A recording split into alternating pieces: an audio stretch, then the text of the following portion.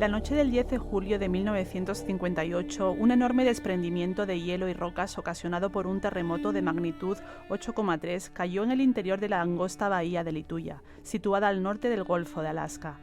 Los 90 millones de toneladas de material impactaron violentamente en el mar y provocaron olas colosales que arrasaron 10 kilómetros cuadrados de bosques. Una de ellas alcanzó los 524 metros de altura sobre el nivel del mar, la mayor ola registrada en la historia.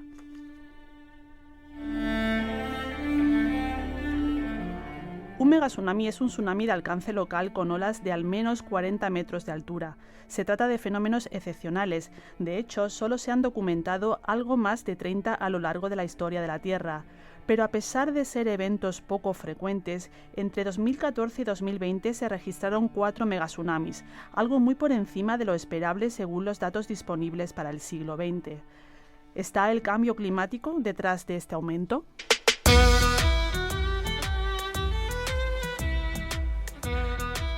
Esto es Ciencia para Leer. Bienvenida, bienvenido a un espacio donde exploramos la ciencia y la tecnología que nos rodean. Hoy hablamos de olas de dimensiones gigantescas con Mercedes Ferrer. Mercedes es investigadora del CSIC en el Instituto Geológico y Minero de España. Especialista en ingeniería geológica y en riesgos geológicos, es autora del libro Megatsunamis, un título de la colección ¿Qué sabemos de?, editada por el CSIC y Catarata.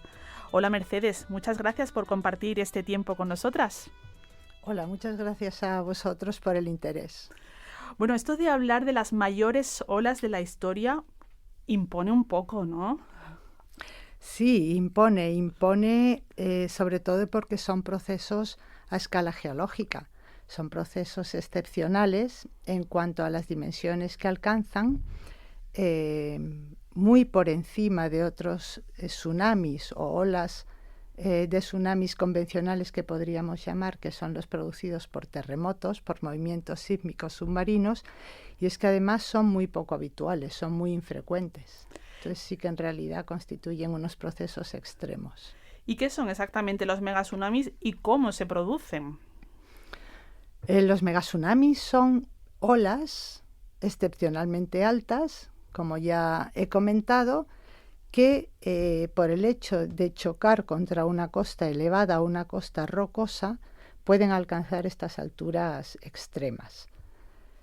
Son poco frecuentes, como he dicho, porque son poco frecuentes los fenómenos que los producen. Los megatsunamis no los generan los terremotos submarinos, sino una serie de procesos que dan lugar a unos movimientos bruscos en las masas de agua, que son los que generan estas olas. Y estos procesos son fundamentalmente grandes deslizamientos y desprendimientos rocosos subaéreos, grandes deslizamientos submarinos en el fondo del mar, muchas veces en este caso sí provocados por terremotos, grandes erupciones explosivas, de las que se han registrado muy pocas a lo largo de la historia, y finalmente impactos de grandes asteroides o meteoritos en el océano, de los cuales no ha ocurrido ningún caso histórico. Una de las características, o una de las que llama la atención, es que a pesar de su nombre, que como decía antes ya causa cierto asombro, no hay relación entre la altura que las olas alcanzan en la costa y la magnitud o extensión de un tsunami. Al menos eso nos explicas en el texto. Sí, porque a pesar de la gran extensión que pueden tener algunos tsunamis sísmicos provocados por terremotos, estos no han provocado olas más allá de los 10-12 metros propiamente como respuesta a los movimientos sísmicos. Entonces, aquí podemos estar hablando de grandes tsunamis que causan un daño tremendo en las costas a las que afectan y se extienden a lo largo de miles de kilómetros. Pero en realidad el término megatsunami se aplica a la altura que alcanza una determinada ola en un determinado punto. Y, Mercedes, ¿hay zonas en el planeta más proclives a que sucedan estos fenómenos, aunque ya sabemos que son infrecuentes y excepcionales? Yo diría que pueden ocurrir en cualquier ámbito geológico y climático, siempre que puedan tener lugar los procesos de los que hemos hablado que los pueden causar. Sí es verdad que hay determinados ámbitos geológicos y climáticos, como por ejemplo las zonas de fiordos en zonas heladas que sufren una mayor frecuencia de este tipo de procesos, por una serie de motivos que están relacionados seguramente con la retirada de los glaciales debido al calentamiento global, al aumento de la temperatura.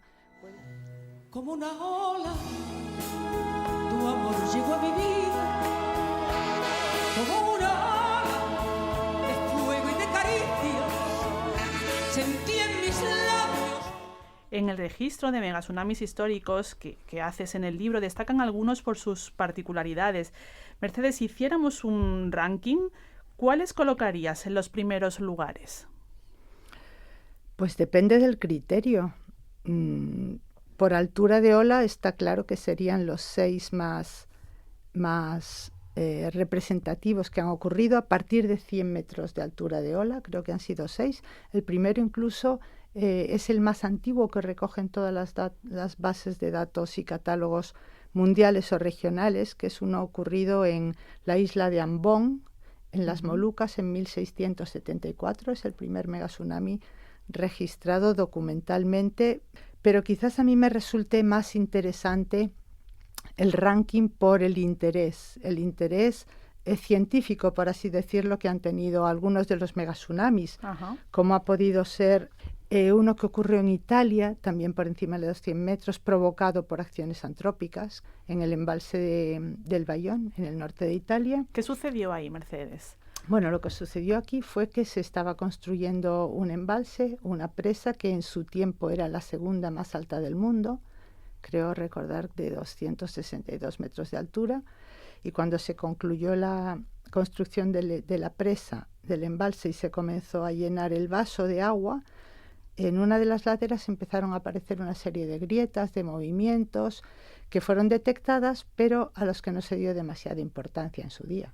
Entonces, conforme el embalse fue llenándose, el papel del agua en la ladera de la montaña influyó de forma negativa y terminó por deslizar toda la montaña unos 30 millones de metros cúbicos que penetraron de forma repentina en el embalse, causando olas de, creo recordar, hasta 235 metros de altura.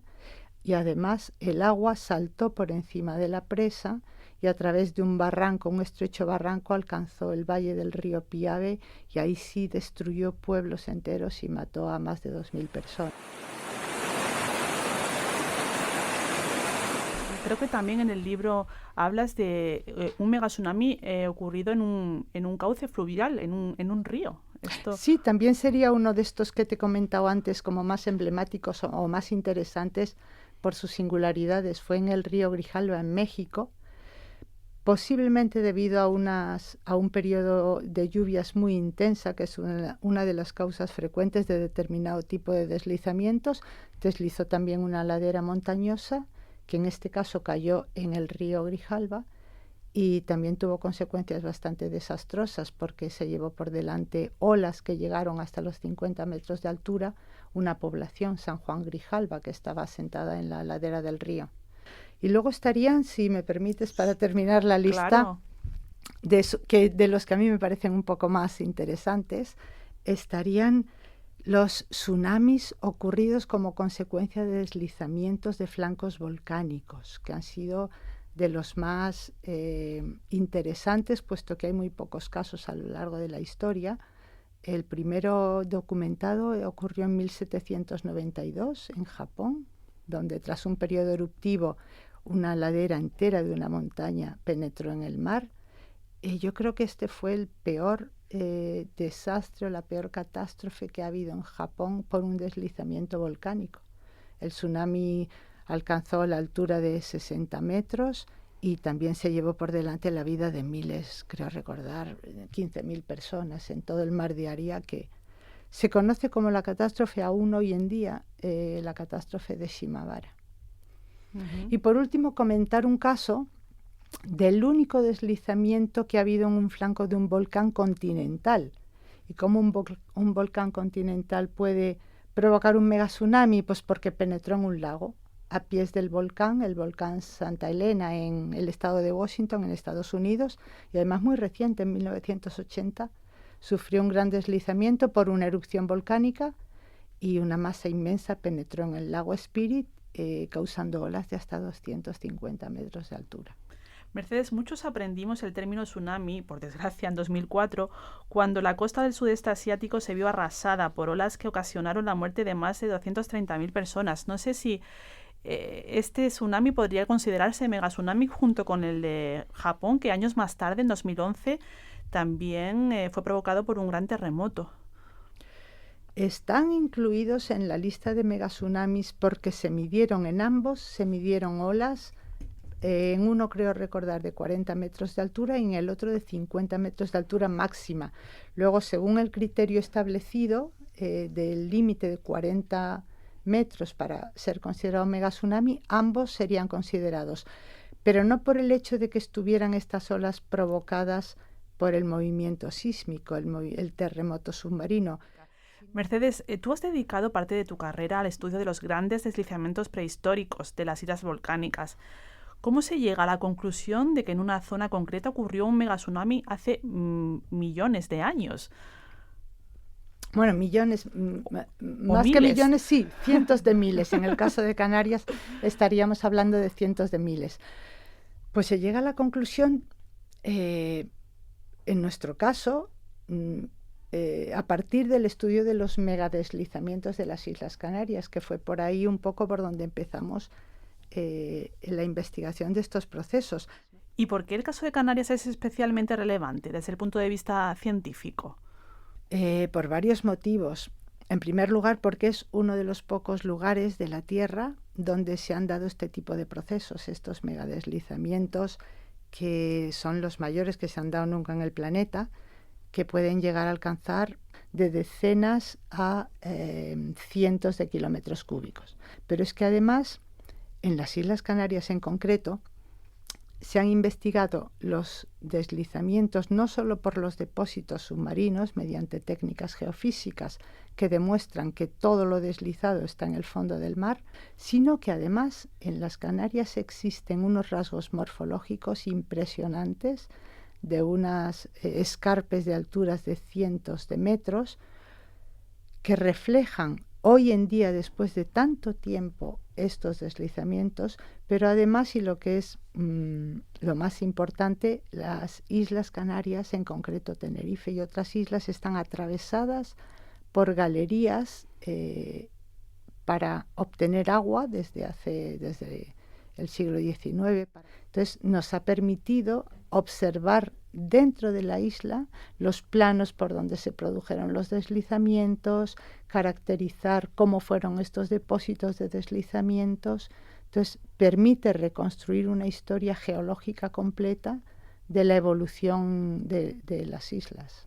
¿Y ahí qué altura alcanzaron las olas según vuestros estudios? Porque tampoco estaban mal, ¿no? No, para nada. Las olas, en el caso de la isla de Tenerife, por las estimaciones realizadas, pudieron llegar a alcanzar olas alturas en el rango entre los 120 y 170 metros en algunas zonas de Tenerife y hasta los 230 metros en otras zonas donde han aparecido depósitos. En la isla de Gran Canaria, donde también se habían descrito previamente algunos depósitos particulares de tsunamis, las alturas estimadas han sido de 270 metros y por último en la isla de Lanzarote las alturas que hemos estimado de ola han llegado hasta los 45 metros. Y siguiendo en las Canarias, en 2018 el Ayuntamiento de Nueva York incluyó en su agenda de riesgo de fenómenos naturales la posibilidad de la llegada de un tsunami procedente de las Islas Canarias. Con la erupción del volcán de La Palma, este dato volvió a estar en las noticias, muchos lo leímos, y a mí me gustaría saber qué hay de leyenda urbana y qué de evidencia científica en esta teoría o en esta hipótesis, Mercedes. La verdad es que yo no lo definiría ni como leyenda urbana, porque una leyenda urbana se supone que está basada en algún hecho que ha ocurrido, que se exagera, que se mitifica, pero en este caso el único hecho en el que puede estar basada esta teoría disparatada es en que en el pasado han ocurrido estos megadeslizamientos en la isla de La Palma, efectivamente.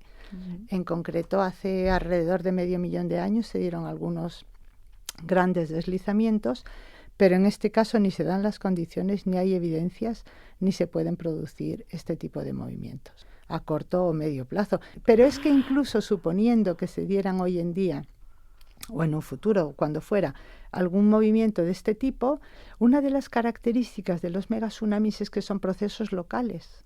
A diferencia de los tsunamis provocados por terremotos que se extienden, pueden llegar a extenderse miles de kilómetros, los megatsunamis siempre son procesos muy locales y muy localizados. Por tanto, en ningún caso podrían llegar olas monstruosas a la costa de los Estados Unidos. Vamos a retomar una idea que ponía yo en la introducción, y es que según comentas en tu texto, entre 2014 y 2020 se registraron 4 megatsunamis, que es algo muy por encima de lo esperable según los datos disponibles para el siglo XX. Mercedes, ¿a qué se debe este aumento? Yo citaba el cambio climático, pero no sé si esa hipótesis es viable.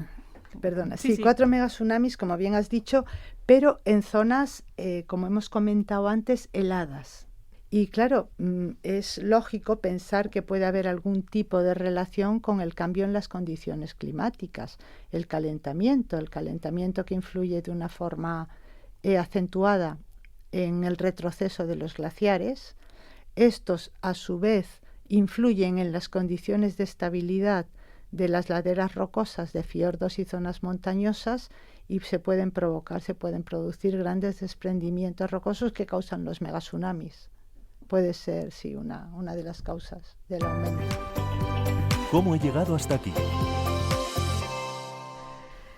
En esta sección nos gusta contar las motivaciones y los pasos que seguís, investigadores e investigadoras, para dedicaros a la ciencia. Mercedes, ¿tú cómo llegaste a ser experta en riesgos geológicos y en megatsunamis? Bueno, en riesgos geológicos, cuando entré en el Instituto Geológico y Minero de España, coincidió que se creó un departamento, un área de riesgos geológicos por primera vez. Y de hecho el instituto fue pionero en el estudio de estos procesos dinámicos en España, ¿no? En concreto yo me especialicé un poco desde el principio en movimientos de ladera, movimientos del terreno y movimientos de ladera. Y de ahí ya pues se fueron realizando todo tipo, primero de estudios geológicos, después ya llegaron los proyectos, otro tipo de proyectos más de investigación, enfocada al conocimiento real de estos procesos, por qué ocurrían, por qué pasaban, etc. La contraportada. Mercedes, ahora te propongo hacer una contraportada sonora de tu libro. ¿Qué se van a encontrar las personas que abran sus páginas? Bueno, pues en realidad yo creo que se van a encontrar una historia de los megatsunamis. Una historia de los megatsunamis donde, aparte de una recopilación de estos megatsunamis que no pasan de una treintena, con toda la información disponible sobre los mismos, también se incluyen algunos aspectos generales más divulgativos de qué es un megatsunami, qué causas los producen, cómo se pueden hoy en día reconocer los megatsunamis, qué tipo de evidencias existen, y después no podía faltar un capítulo dedicado a las Islas Canarias, ¿no? Por la importancia que han tenido y sobre todo en mi actividad profesional, cómo he llegado al tema de los megatsunamis a través de Canarias. Yo creo que es un libro que tiene una ventaja, que creo que se puede leer de forma independiente cada uno de los capítulos. Uno puede empezar por la descripción de los megatsunamis, por relatos incluso que me ha parecido interesante de algunos de los megatsunamis más espectaculares o más impactantes que ha habido, y por eso creo que puede resultar interesante. ¿De qué sirve la ciencia si no hay entendimiento? Tú trabajas en el IGME, lo hemos comentado, y en su sede en Madrid hay un museo lleno de curiosidades y de joyas geológicas. Mercedes, ¿cuál crees que debe ser el papel de la comunidad científica en la divulgación?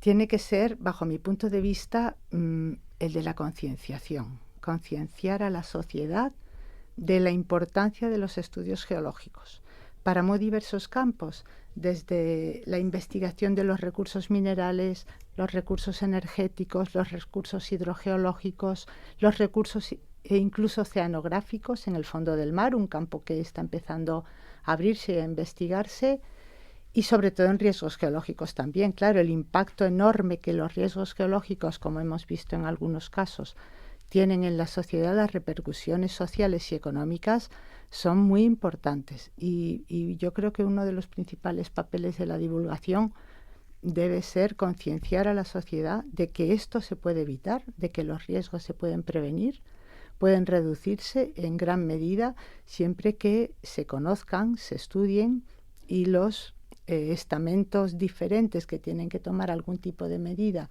para poner en práctica actuaciones encaminadas a la prevención lo puedan hacer. También creo que es importante la divulgación para atraer a jóvenes al estudio de la geología, ¿no? Al desarrollo del estudio de los distintos campos de la geología, que desafortunadamente hay mucha escasez.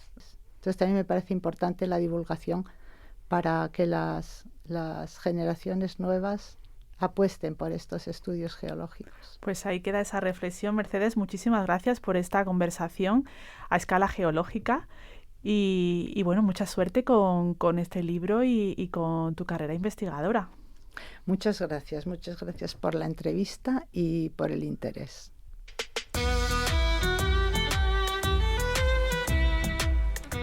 Hasta aquí llega esta entrega de Ciencia para Leer. Recuerda que el libro Megatsunamis y el resto de la colección que sabemos de se pueden encontrar en la librería científica del CSIC o en cualquier librería de tu ciudad.